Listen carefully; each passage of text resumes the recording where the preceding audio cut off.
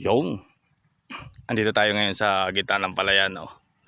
Kung naalala nyo yung hinulipan ko na palay dahil wala nang maraming bakante. Yan daw. Wala ka nang makikitang bakante kasi nga nahulipan na natin ng ating nung simple machine, no?